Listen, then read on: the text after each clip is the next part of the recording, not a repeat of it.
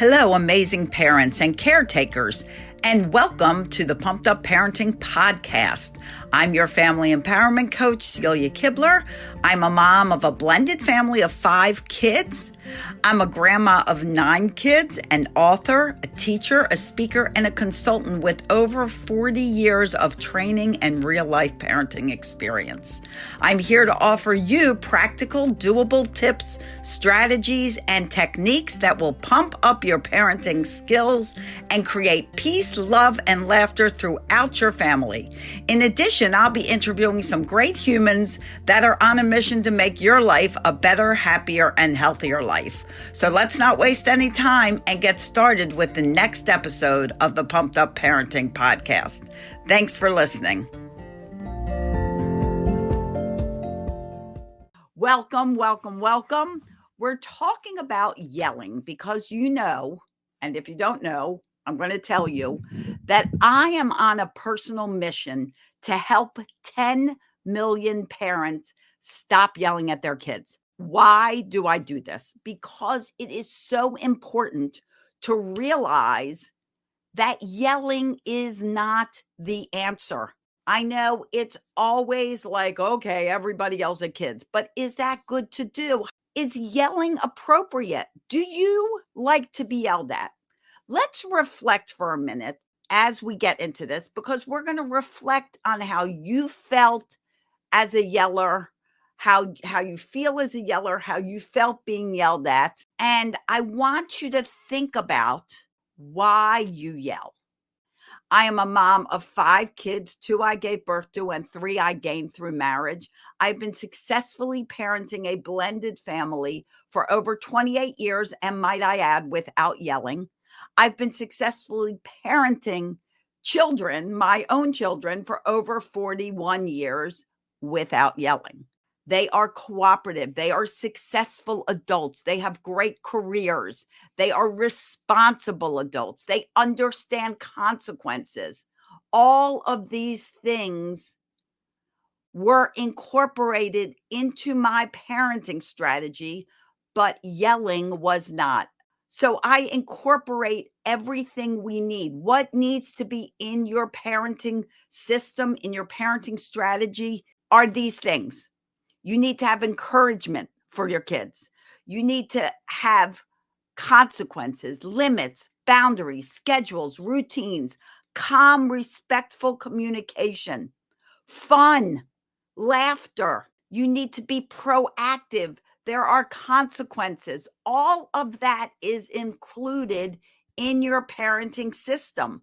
People always talk about peaceful parenting, or, what the many names for what people call the new way to parent. But just because you're being calm and you're being respectful to your children doesn't mean they always get their way. How do you spoil a child? You spoil a child by always giving in to them, always getting their way when they want it, how they want it, always giving in. That spoils a child.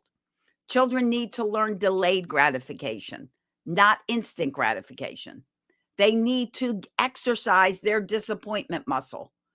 They need to learn that, hey, welcome to life when things don't always go your way. And that's okay. We make mistakes. We fail. All of that is okay. And that's what the combination of a good parenting system puts into place. And when all of these things are put into place, it eliminates the need to yell. Am I saying that you're never going to yell? Of course not. We have good days. We have bad days. We're human. We might get irritated once in a while. Yes or yes. Yes, right? But the constant yelling, I'll ask you now, how often in a day you yell? Let me know how many times a day you feel like you need to yell at your kids or at your spouse or at somebody. You feel like you're yelling, okay? Because it kind of relates to every relationship you have. How many times in a day do you yell? So probably about 5 times. So it seems like on a daily basis, you are needing to yell to get your kids to cooperate or listen, right?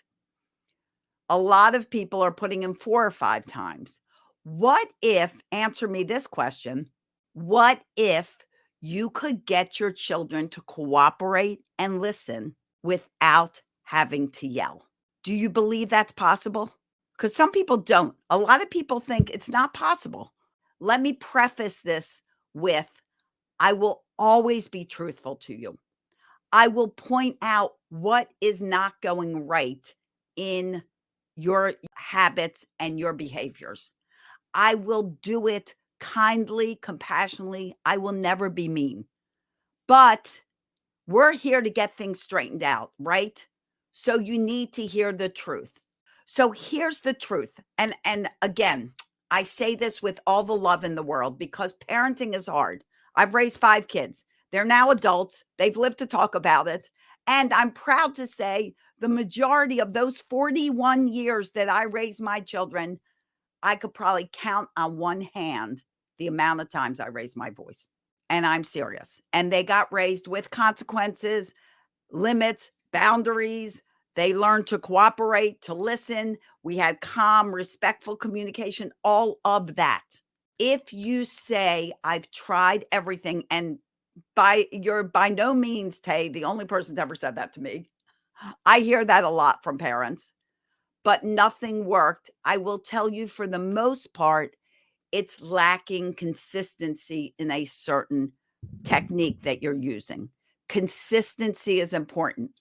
Remember, I said there has to be consequences, but also to motivate children, there also has to be an encouragement system. They have to want to cooperate. They have to want to listen. When I ask parents, what are the 2 reasons you yell? Number 1 is I don't know any other way. And that's because you were probably raised by a yeller and you really don't know any other way. Okay, I get that. The second is I ask nicely, I smile, I use my manners, I speak nicely. I ask them 5 times and then they don't do anything until I start yelling. Here is the problem with that scenario. Stop asking. The problem actually is not the yelling. The problem is you're asking your child over and over and over again to do the same thing. Ask them once, maybe twice. I'll give you twice. And then there is a consequence. Then there's action. There's not you leaving and coming back and asking and leaving, coming back, asking, leaving, coming back. Because you know what you're doing? All you're doing is training your children to wait until you yell, because that's when you're serious. Yelling creates fear. So now your children are afraid of you. We don't want them to be afraid. We want them to believe that we're all part of the same team. We're a family. We're all working together to create a community of people that love each other and are willing to make our little world, our little family better. Hi, just want to interrupt the podcast real quick. This is Celia, and I want to tell you for a minute about why I created the International Day of Calm.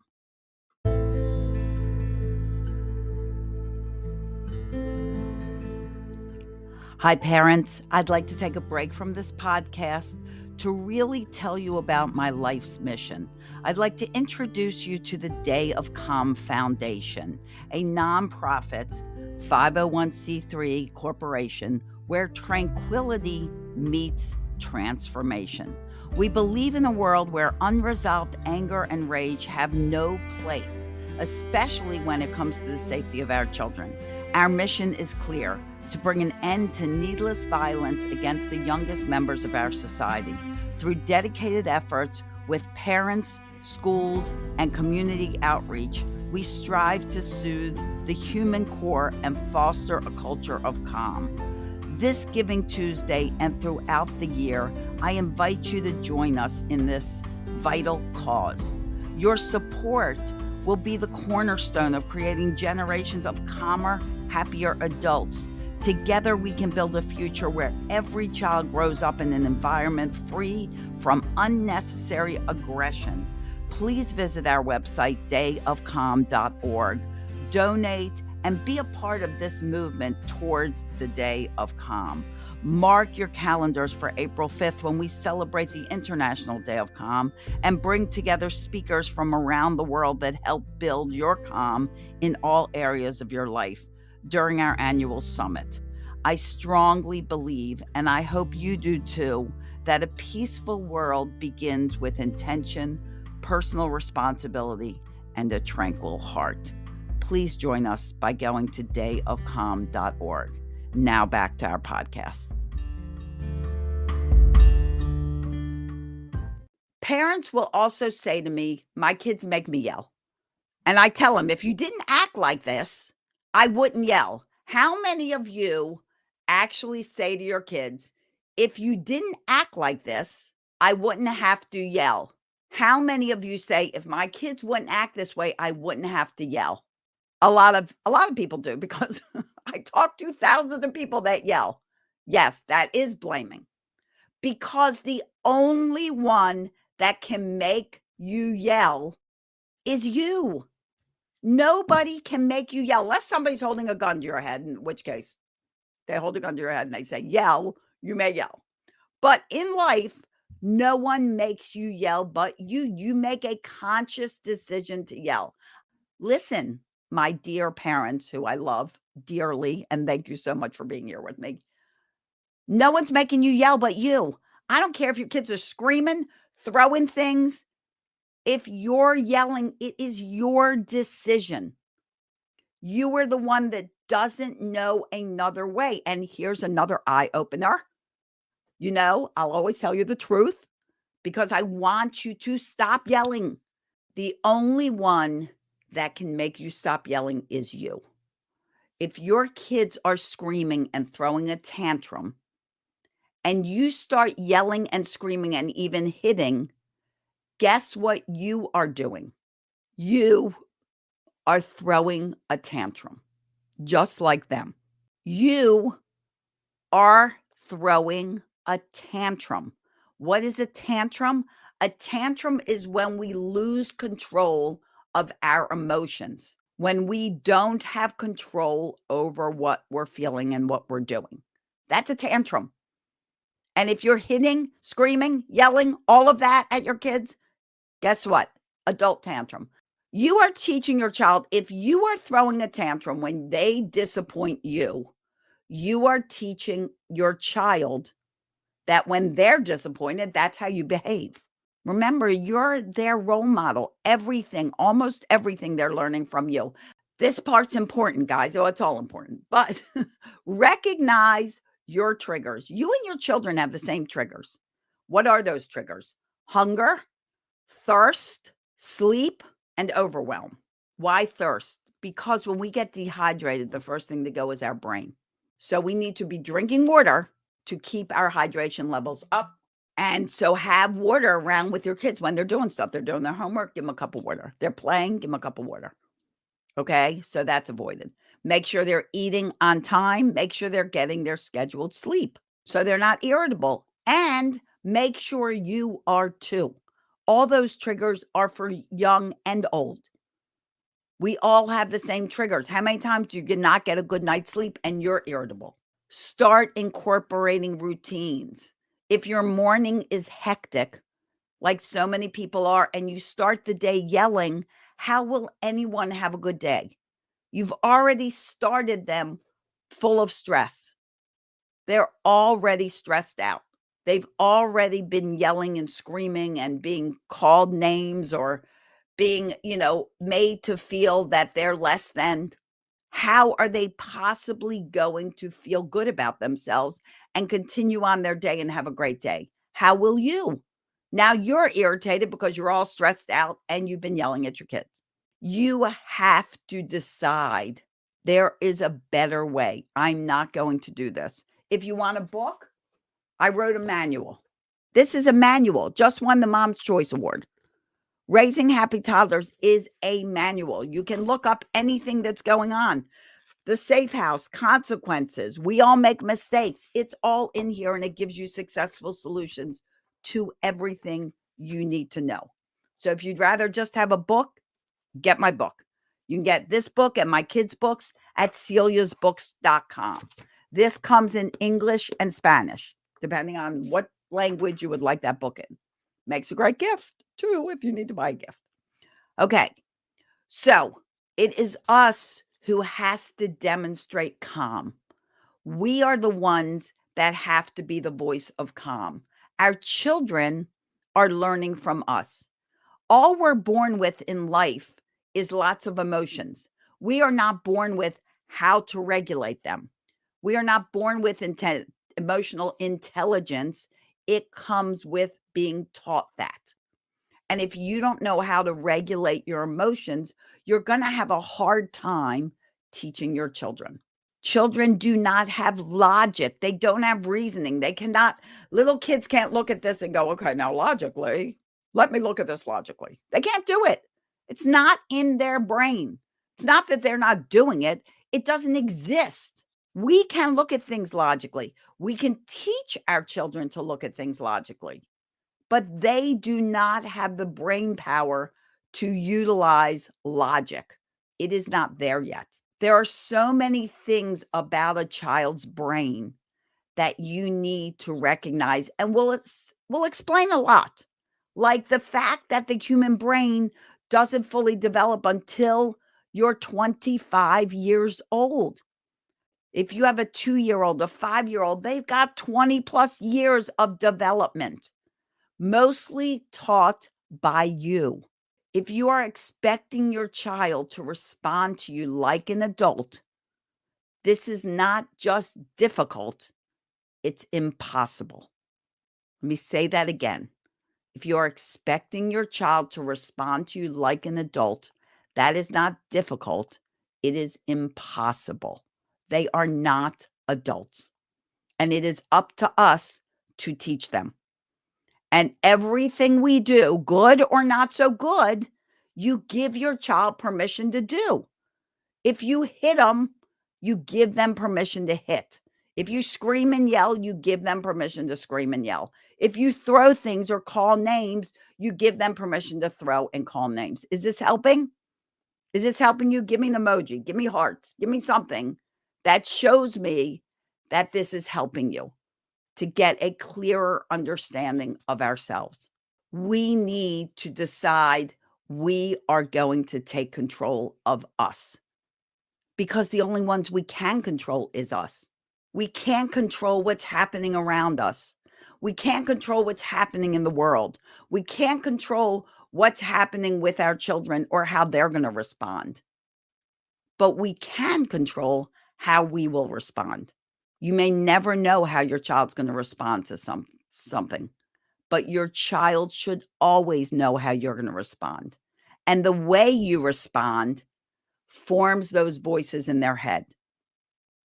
If you are always yelling, they will always be afraid of other people's opinions of them. They will not be confident. They will not be willing to speak up, because if they speak up, what's someone going to think of them if I do speak up? I don't want to be judged and criticized, because that's what yelling is. It's a judgment. It's a criticism. The way you talk to your kids, are you judging? Are you criticizing them? Even without intention. And I know so much of this is without intention, but you have to learn a better way. I want you to think about something.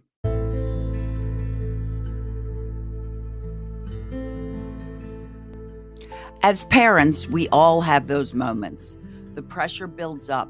The noise gets too much. And before we know it, we're raising our voices higher than we ever intended. But what if there was a better way? Introducing 21 Days to Stop Yelling at Your Kids, a revolutionary program designed to help you communicate with your children without yelling. Imagine a home filled with understanding and respect, where your words have impact without the need to raise your voice. Created through my over 40 years of experience, this course offers you practical, easy to implement strategies that work in real life. You'll learn through interactive lessons, engaging exercises, and a supportive community. No judgments, just guidance. Because being a parent doesn't have to mean you're perfect. It's about growing and it's about becoming intentional. In just 21 days, life will be calmer and more harmonious. What if you don't get the course? Where will you be in 21 days? Still feeling like a bad parent? I encourage you to join the millions of parents that I have helped who have found a new path to communication and connection. Visit quityelling.com to enroll in the 21 Days to Stop Yelling course today. And for our podcast listeners, use the code PODCAST for a 60% discount. Quityelling.com, because love speaks so much louder than yelling. Thank you for listening, and I look forward to seeing you on the other side.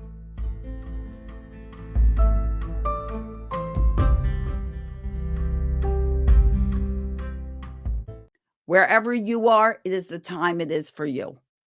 At this moment in time, you are coming to this day with all the knowledge you know in the world, everything you know.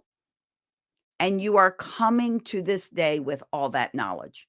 If things are not working, if in your family you're yelling, your kids aren't cooperating, they're not listening, if things are not going right, then recognize that, you know what?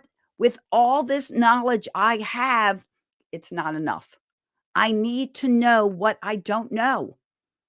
It is possible to raise incredibly responsible, confident adults without yelling at them.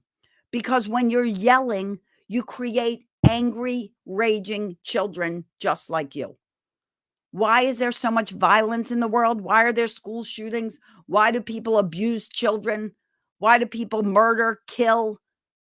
Why is there this anger and rage? Because they were raised with angry, raging parents in an angry, raging environment, and they became angry, raging adults. What do you want for your children? I challenge you to make a list of 10 qualities that you want for your child. Do you want them to be honest, kind? What are the qualities you want for your child when they're an adult? Every quality you write down, think of all the things you want for your child. You have to be that person. If you want them to be kind, you have to be kind. If you want them to be compassionate, you have to be compassionate. If you want them to be honest, you have to be honest. If they're lying because they're afraid to get in trouble. If they're always being punished, screamed at, yelled at, they're going to grow up lying to avoid it. You want your child to respect you. Yelling is not respectful.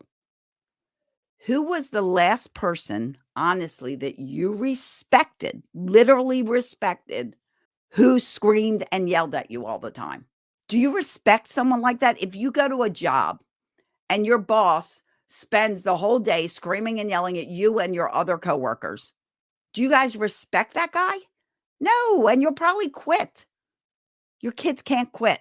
The way you teach respect is by being respectful. The way you teach compassion is by being compassionate.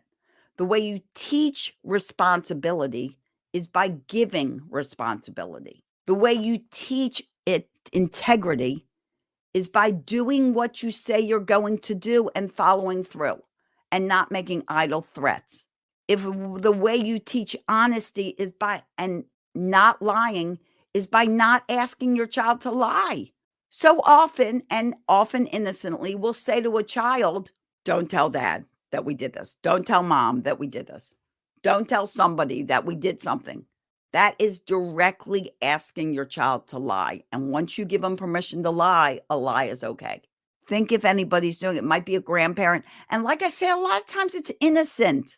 A grandparent takes their kids for ice cream and they're like, don't tell your parent that we went for ice cream. Well, now that child, when asked, what did you do with grandma, grandpa, has to create a lie. We story tell with our kids all the time. From birth, we're always telling stories. But all of a sudden along the way, they realize that if they do something wrong, they get screamed and yelled at. Now they live in fear of doing something wrong. So they lie. Instead of teaching your kids that, you know what, we all make mistakes. It's part of life. It's part of being human. It's part of learning and growing. You make a mistake, you learn from it. You acknowledge it. You're like, okay, let's look over what happened here. How can we do this differently? How can we not make this mistake again? It's not the end of the world. It's the beginning. It's growth. It's on the road to success. It's not the opposite of success. And it's up to you to encourage your kids to recognize this. But if everything they do, if you ask them to clean up a table and they did a great job, but they left a napkin in the corner, and you say to them, and they go, okay, it cleaned up the table, and they go out, and you go, you didn't clean this table. There's still a napkin on it. Well, except that 99% of that table was clean and you said nothing about it. All you cared about was a napkin, where you could have walked over to that napkin, picked it up and thrown it away and said, thank you for clearing off the table. You did a great job. That is criticism and needless judgment. They're not going to do things if every time they do something, you have something to say about it. Well, you did a good job, but stop the buts. Just, you did a great job. And there are other ways you can learn to teach your children to do better and better jobs without criticism. I can't do it all in one live. But if you want to make this happen, you can work with me privately. If you want the fastest road to success, in 6 months, your life will turn around. If you want one SOS call to solve a problem, talkwithcelia.com. Could you post this live video to your Instagram feed? Yes, I do. I will post it. I've listened since the start. It's been Oh, I'm so glad, Sophie. I'm so glad you enjoyed it. Toddler mommy, I want my trampoline. Mommy, I want my trampoline. That's what the toddler's saying. And the toddler can have the trampoline. So the best way to talk to toddlers, guys, and I've been teaching toddlers for like 40 years,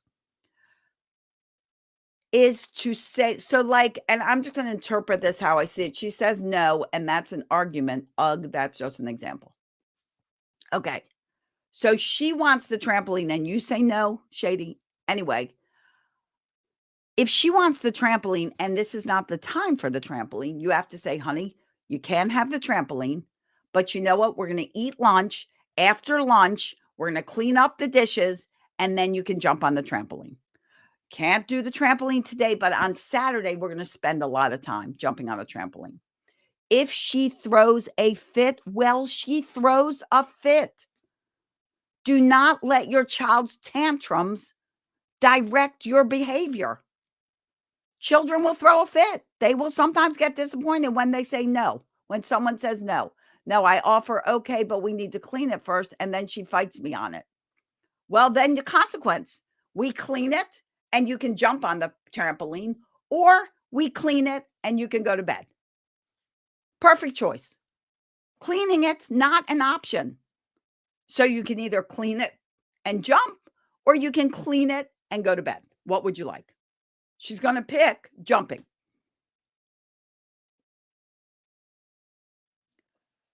When things are non-negotiable, they're non-negotiable. You take charge of that. Guys, if you are constantly struggling, I know it's an investment, but it is an investment in your sanity. You can either live your life stressed out all the time, and having your kids stressed out all the time, or you can make an investment like you do in a car, a house, an education, a job. What's more important than your parenting and your kids? And you can decide, I'm investing in my sanity, my children's sanity, and their life as an adult. Do you want them recovering from their childhood or blossoming from their childhood? What do you want? Do you want every day to be stressful? What is the number one killer of human beings? Stress. Stress causes half the illnesses that we experience. And remember, guys, with my book, since I wrote it like a manual, if you can't read it from cover to cover, at any time, if you're like, okay, let me pick out a chapter. All right. Creating a kind, nice child. Go to that chapter. Gratitude.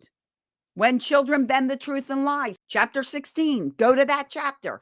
It is literally written like a manual. You don't have to read it from start to finish, although it's nice. But stick it on your shelf if it's on your shelf and look stuff up. How to control tantrums.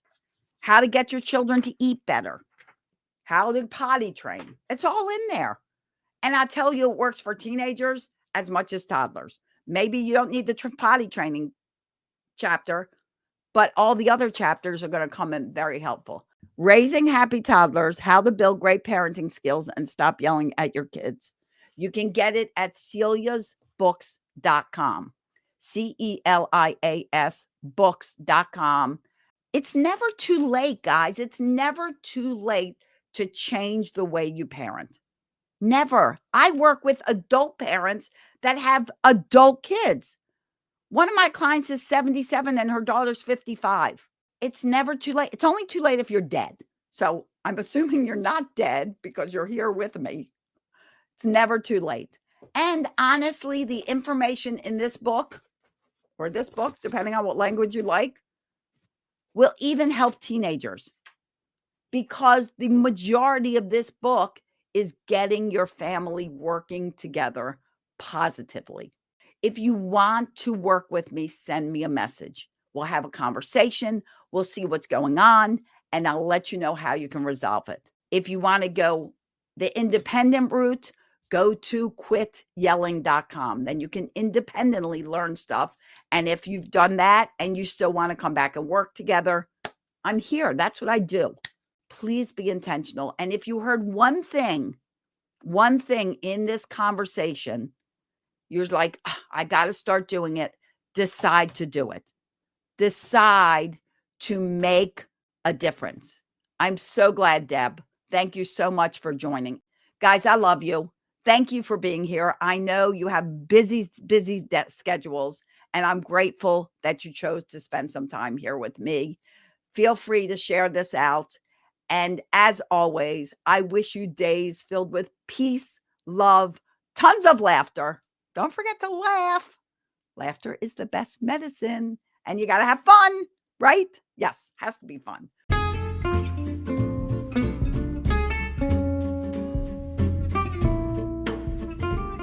Thank you for listening to the Pumped Up Parenting Podcast. If this episode was helpful to you, please share it with a friend and leave us a review that will help others. Wonder why kids don't come with a manual? Well, wonder no more, because I wrote you one, and it's just won a wonderful Mom's Choice Award. Go to celiasbooks.com and buy your copy of Raising Happy Toddlers, as well as my children's books. I appreciate you being part of my mission to help 10 million parents stop yelling at their kids. Please be intentional and hug on those kids of yours. See you at the next episode.